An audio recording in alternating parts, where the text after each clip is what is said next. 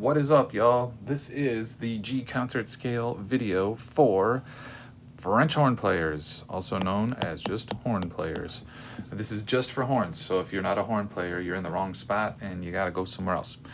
Okay? All right, horns, let's get started. This is the G concert scale, so be sure to write the name of it up here, G concert.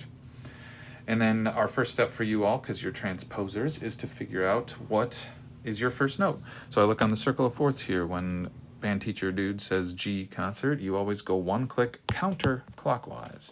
So your first note is D.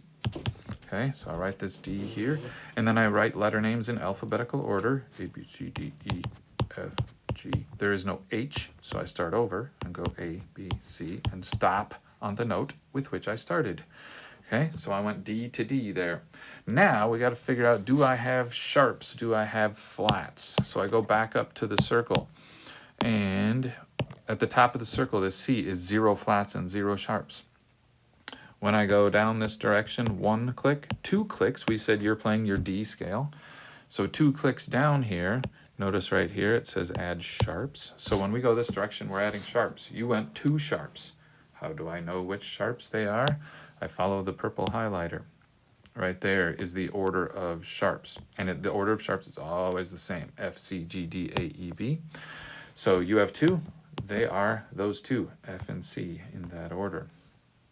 So I'll grab my marker again, go down to my letter names here. Be sure to add your sharp names in. We said there's an F sharp, we said there's a C sharp.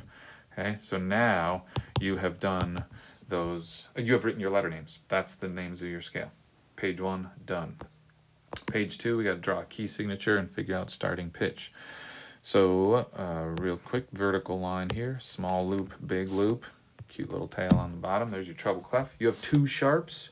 It should go F first, then C, like that. And starting pitch right down there. It's going to be that D. Otherwise, you're going to be starting really low or ending really, really high. So we'll start right on that D for our G concert scale. Page 2, done. Let's go to page 3. Don't forget page 3. This is an important step. Here we're going to use, so you can see I've edited the document so it says it's for fingering chart. So please do that. What I'm going to do, I'm going to hop over to Schoology because there's a folder full of fingering charts there. How convenient.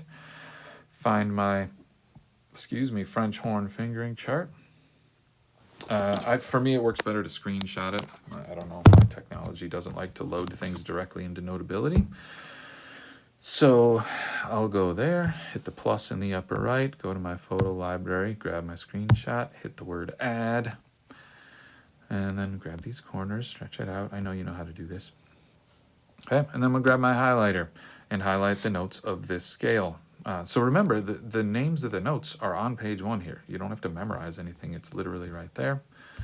So then I'm going to highlight as we said. So there was D, and then it went E, and then it went F sharp. Make sure to do F sharp, then G, A, B natural, and then it went C sharp. So don't do C natural. Make sure you do C sharp here. And then D. And that's your whole scale there.